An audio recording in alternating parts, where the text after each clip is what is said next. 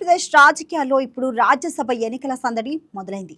June 18న జరగనున్న రాజ్యసభ ఎన్నికల్లో AP కోటాలో ఖాళీ కానున్న 4 స్థానాలు అధికార కూటమి ఖాతాలోకి వెళ్లడం ఖాయమైపోయింది.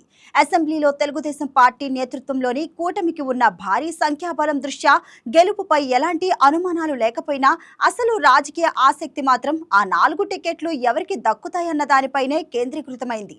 ఈ ఎన్నికలు సాధారణ పదవుల కేటాయింపుగా కాకుండా అధికార కూటమిలోని అంతర్గత సమీకరణాలు, సామాజిక సమతుల్యత, భవిష్యత్తు రాజకీయ వ్యూహాలు, ఢిల్లీలో ప్రభావం పెంపు వంటి అనేక అంశాలకు పరీక్షగా మారాయి.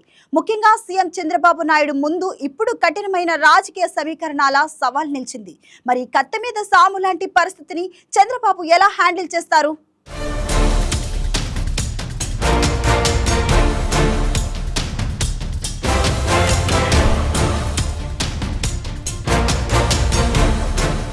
ఏపీలో రాజ్యసభ సీట్ల పందేరం ఆసక్తికరంగా మారింది. ఒకవైపు తెలుగుదేశం పార్టీలో సీనియర్ నేతలు, పార్టీ కోసం ఆర్థికంగా అండగా నిలిచిన వ్యాపారవేత్తలు, గత ఎన్నికల్లో త్యాగాలు చేసిన నాయకులు, వివిధ సామాజిక వర్గాలకు చెందిన ప్రజాప్రతినిధులు రాజ్యసభ అవకాశాల కోసం తీవ్రస్థాయిలో లాబింగ్ చేస్తున్నట్టు తెలుస్తోంది. మరోవైపు కూటమి భాగస్వామ్య పక్షాలైన జనసేన, బీజేపీ కూడా ఈసారి తమకు తగిన ప్రాధాన్యత ఇవ్వాలని పట్టుదలగా ఉన్నాయి. దీంతో కూటమి ధర్మం పాటించాలా లేక టీడీపీ అంతర్గత అవసరాలకు ప్రాధాన్యత ఇవ్వాలా అన్న దానిపై చంద్రబాబు తుది నిర్ణయం తీసుకోవాల్సి ఉంది. ప్రస్తుతం వినిపిస్తున్న పేర్లలో జనసేనకు చెందిన పారిశ్రామికవేత్త లింగమనేని రమేష్ పేరు ప్రముఖంగా చర్చలో ఉంది. పార్టీకి ఆర్థికంగా, రాజకీయంగా మద్దతుగా నిలిచిన వ్యక్తిగా ఆయనకు రాజ్యసభ అవకాశం కల్పించాలనే అభిప్రాయం జనసేన వర్గాల్లో బలంగా వినిపిస్తోంది. ముఖ్యంగా పవన్ కళ్యాణ్కు అత్యంత సన్నిహితుడిగా భావించే లింగమనేని రమేష్కు అవకాశం ఇస్తే జనసేనకు జాతీయ స్థాయిలో మరింత ప్రాధాన్యత పెరుగుతుందని ఆ పార్టీ నేతలు భావిస్తున్నారు.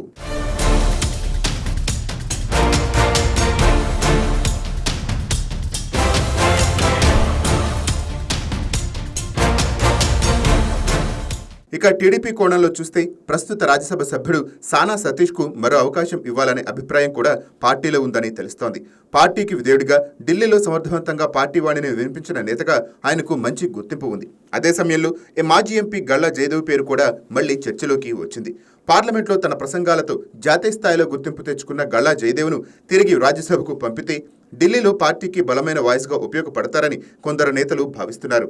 ఇక పారిశ్రామిక వర్గాల నుంచి కంబంపాటి రామ్మోహన్ రావు, కిలారు రాజేష్ పేర్లు కూడా పరిశీలనలో ఉన్నట్టు రాజకీయ వర్గాల్లో ప్రచారం సాగుతోంది.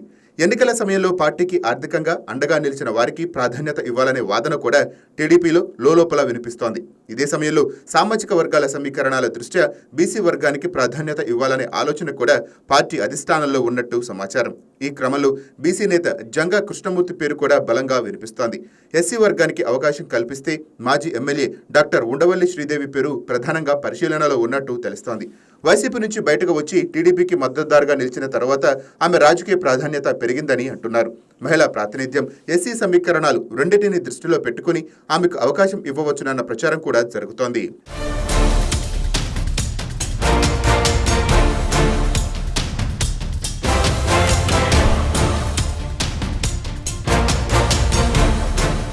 ఇక మైనార్టీ వర్గానికి ప్రాధాన్యత ఇవ్వాలన్న డిమాండ్ కూడా బలంగా వినిపిస్తోంది. తెలుగుదేశం పార్టీకి మొదటి నుంచి అండగా నిలుస్తూ ముఖ్యంగా అమరావతి ఉద్యమంలో కీలక పాత్ర పోషించిన మాజీ శాసన మండలి చైర్మన్ ఎంఏ షరీఫ్ పేరు కూడా ఇప్పుడు రాజకీయ వర్గాల్లో ప్రధాన చర్చగా మారింది. పార్టీకి కష్టకాలంలోనూ అండగా నిలిచిన నాయకుడిగా ఆయనకు రాజ్యసభ అవకాశం ఇవ్వాలనే అభిప్రాయం మైనార్టీ వర్గాల్లో మాత్రమే కాకుండా టీడీపీ సీనియర్లో కూడా వ్యక్తమవుతోంది. సీనియర్ నేతల విషయంలో చూస్తే వర్లరామయ్య పేరు కూడా చర్చలో ఉంది. పార్టీకి దీర్ఘకాలంగా సేవలందించిన నాయకుడిగా, బీసీ వర్గానికి చెందిన నేతగా ఆయనకు అవకాశం ఇవ్వాలనే అభిప్రాయం కొంతమంది నేతల నుంచి వినిపిస్తోంది. అయితే ఒకే సమయంలో సీనియర్లకు, సామాజిక వర్గాలకు, మిత్రపక్షాలకు సమతుల్యత ఎలా సాధించాలన్నది చంద్రబాబు ముందున్న ప్రధాన సవాల్గా మారింది.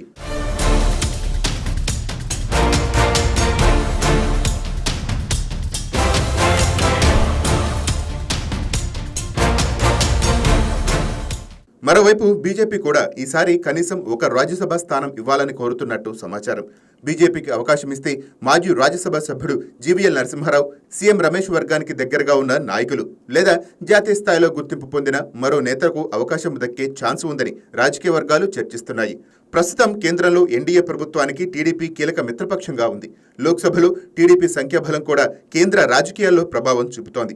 ఈ నేపథ్యంలో ఢిల్లీలో తన రాజకీయ బలాన్ని మరింతగా పెంచుకోవటానికి చంద్రబాబు కీలక నేతలను రాజ్యసభకు పంపాలా లేక కూటమి భాగస్వామ్య పక్షాలను ప్రాధాన్యత ఇచ్చి జాతీయ స్థాయిలో రాజకీయ సమతుల్యతను కాపాడాలా అన్న అంశంపై లోతైన చర్చ జరుగుతున్నట్టు తెలుస్తోంది. మొత్తానికి ఏపీ రాజ్యసభ ఎన్నికలు కేవలం 4 సీట్ల భర్తీ ప్రక్రియ మాత్రమే కాదు, ఇవి అధికార కూటమిలోని అంతర్గత రాజకీయ సమీకరణాలకు అద్దం పట్టే ఎన్నికలుగా మారుతున్నాయి. సామాజిక వర్గాల సమతుల్యత, మిత్రపక్షాల సంతృప్తి, ఢిల్లీలో రాజకీయ ప్రభావం, భవిష్యత్తు వ్యూహాలు ఇవన్నీ ఈ 4 సీట్లలోనే ప్రతిబింబించబోతున్నాయి. ఇప్పుడు అందరి చూపు ఉండవల్లిలోని ముఖ్యమంత్రి చంద్రబాబు నివాసంపైనే ఉంది. అక్కడ నుంచి వెలువడే తుది నిర్ణయమే రాబోయే రోజుల్లో ఢిల్లీ రాజకీయాల్లో ఆంధ్రప్రదేశ్ గళాన్ని నిర్ణయించబోతోంది.